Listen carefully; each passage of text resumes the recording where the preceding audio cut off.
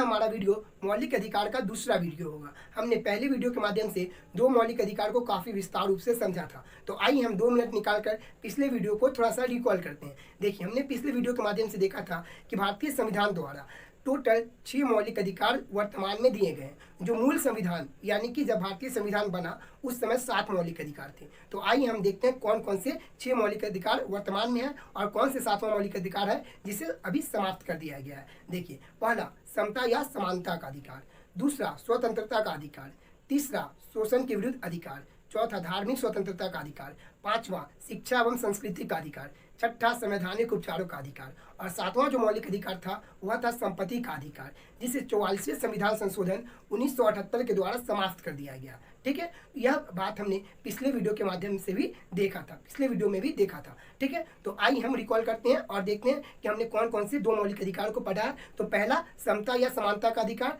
जिसकी चर्चा आर्टिकल 14 से लेकर के आर्टिकल 18 के बीच की गई है। दूसरा मौलिक अधिकार स्वतंत्रता का अधिकार, जिसकी चर्चा आर्टिकल 19 से लेकर आर्टिकल 22 तक की गई है। अब हम देखेंगे तीसरा मौलिक अधिकार और मौलिक अधिकार को कंप्लीट करेंगे। ठीक है, तीसरा मौलिक अधिकार कौन सा? तो तीसरा मौलिक अधिकार है शोषण के विरुद्ध अधिकार, जिसकी चर्चा आर्टिकल 23 से लेकर आर्टिकल 24 के अंतर्गत की गई है। आर्टिकल 23 में क्या कहा गया? तो आर्टिकल 23 में क्या कहा गया है कि जबरन मजदूर, देह व्यापार, शारीरिक शोषण इत्यादि के विरुद्ध संरक्षण। ठीक है, यानी कि जबरन मजदूरी, किसी से आप जबरदस्ती मजदूरी नहीं कर सकते हैं, किसी का शारीरिक शोषण नहीं किया जा सकता। इसकी चर्चा आर्टिकल 23 के अंतर्गत की गई है। आर्टिकल 24 में क्या कहा गया? तो आर्टिकल 24 में कहा गया है कि 14 वर्ष से कम उम्र के बच्चे को 14 वर्ष से कम उम्र के बच्चे को कल कारखाने, भारी उद्योगों में काम पर नहीं लगाया जा सकता। ठीक है, आर्टिकल 24 में कहा गया है कि 14 वर्ष से कम उम्र के बच्चों को कल कारखाने यानी भारी उद्योगों में काम पर नहीं लगाया जा सकता। ठीक है, अब हम आते हैं चौथा मौलिक अधिकार पे। चौथे मौलिक अधिकार के अंतर्गत कहा गया है कि धार्मिक स्वतंत्रता का अधिकार, जिसकी चर्चा आर्टिकल 25 से लेकर के आर्टिकल 28 तक की गई है। आर्टिकल 25 में क्या कहा गया? तो आर्टिकल 25 के अंतर्गत कहा गया है कि कोई भी व्यक्ति किसी भी धर्म को अपना सकता है, किसी भी धर्म का प्रचार प्रसार कर सकता है, उसकी पूरी स्वतंत्रता उसे दी गई है आर्टिकल 25 के तहत। आर्टिकल 25 के तहत ही हिंदू धर्म में टीकी रखा जा सकता है, मुस्लिम धर्म में दाढ़ी रखा जा सकता है, सिख धर्म में पगड़ी बांधा जा सकता है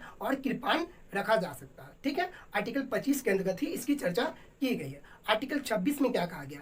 आर्टिकल 26 में कहा गया है कि धार्मिक संस्थानों का संरक्षण, यानी कि आप धार्मिक संस्थानों का प्रबंध कर सकते हैं, आप अपने धर्म से संबंधित हर चीज़ का प्रबंध कर सकते हैं, यानी कि यज्ञ करवा सकते हैं, हवन करवा सकते हैं, नमाज इत्यादि हर चीज़ पढ़ सकते हैं। इसकी आपको पूरी स्वतंत्रता दी गई है आर्टिकल 26 के अंतर्गत। ठीक है, आर्टिकल 27 में कहा गया है कि धार्मिक कार्य से प्राप्त राशि जो जमा हो चुकी है उस पर सरकारी कोई टैक्स नहीं लगेगा। ठीक है, यानी कि जो धार्मिक कार्य से जो धन राशि जमा हुई है उस पर कोई टैक्स नहीं दिया जाएगा।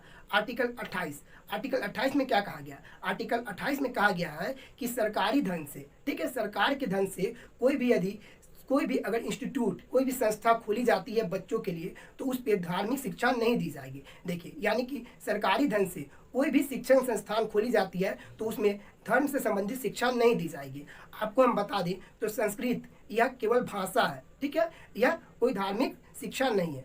आपको बता दें उर्दू, तो यह भी एक लैंग्वेज है। जो भारतीय संविधान में 22 लैंग्वेज है उसके अंतर्गत यह सब दिया गया। यह एक केवल लैंग्वेज है, यह धर्म से कोई संबंधित नहीं है। ठीक है, आर्टिकल 28 में क्या कहा गया है? तो आर्टिकल 28 में कहा गया है कि जो सरकारी धन से जो कोई इंस्टीट्यूट खोली जा रही है तो उसमें धार्मिक कोई शिक्षा नहीं दी जाएगी, यानी धर्म से रिलेटेड। ठीक है, तो हमने क्या क्या देखा, थोड़ी सी रिकॉल कर लेते हैं। ठीक है, तो तीसरा मौलिक अधिकार शोषण के अधिकार, जिसमें हमने आर्टिकल 23 और 24 को देखा। 23 में क्या देखा? तो 23 में देखा कि जबरन मजदूर, देह व्यापार, शारीरिक शोषण के विरुद्ध संरक्षण। 24 में देखा 14 वर्ष से कम उम्र के बच्चों को कल कारखाने में काम पे नहीं लगाया जा सकता। ठीक है, वही हमने चौथा मौलिक अधिकार के अंतर्गत क्या देखा? तो चौथा मौलिक अधिकार के अंतर्गत हमने देखा आर्टिकल 25 से लेकर के आर्टिकल 28 तक। ठीक है, हमने 25 में क्या देखा? तो 25 में देखा कि कोई भी व्यक्ति अब कोई भी धर्म को मान सकता है, उसका प्रचार प्रसार कर सकता है। आर्टिकल 26 में देखा कि अपने धर्म से रिलेटेड प्रबंधन की स्वतंत्रता, यानी कि आप मंदिर, मस्जिद इत्यादि की प्रबंध कर सकते हैं। ठीक है, आर्टिकल 27 में क्या देखा? आर्टिकल 27 कार्य से जो धन राशि जमा हुई है उस पर कोई टैक्स नहीं दिया जाएगा।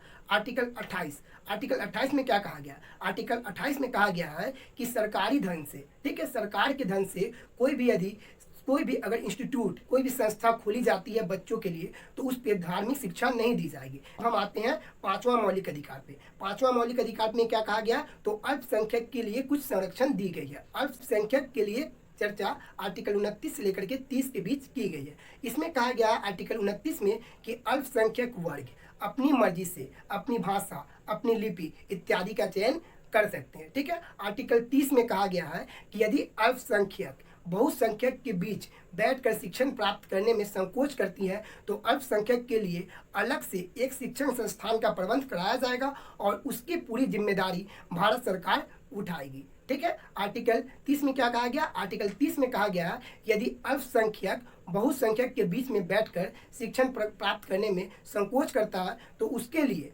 अलग से भारत सरकार द्वारा एक शिक्षण संस्थान की प्रबंध कराई जाएगी। ठीक है। अब हम देखते हैं आर्टिकल 31। ठीक है। हम देखते हैं आर्टिकल 31। आर्टिकल 31 जो था वह था कौन सा, तो 7वां मौलिक अधिकार, जिसे समाप्त कर दिया गया, तो हम इसे नहीं पढ़ेंगे। ठीक है। अब हम आते हैं 6ठे मौलिक अधिकार पे। 6ठा मौलिक अधिकार कौन सा, तो 6ठा मौलिक अधिकार है संवैधानिक उपचारों का अधिकार। संवैधानिक उपचारों का अधिकार, इसके तहत आर्टिकल 32 का काफी इंपॉर्टेंट बनता है। आर्टिकल 32 के अंतर्गत सुप्रीम कोर्ट में जाकर मौलिक अधिकार का यदि किसी का हनन होता है तो वह जाकर शिकायत दर्ज कर सकते हैं सुप्रीम कोर्ट के अंतर्गत। इसके अंतर्गत कहा गया है कि सुप्रीम कोर्ट मौलिक अधिकार का रक्षक होते हैं। ठीक है। वही हम आर्टिकल 226 के अंतर्गत देखें तो हाई कोर्ट मौलिक अधिकार का रक्षक कहलाते हैं। 226 के तहत हाई कोर्ट और आर्टिकल 32 के तहत सुप्रीम कोर्ट मौलिक अधिकार की रक्षा करते हैं। ठीक है।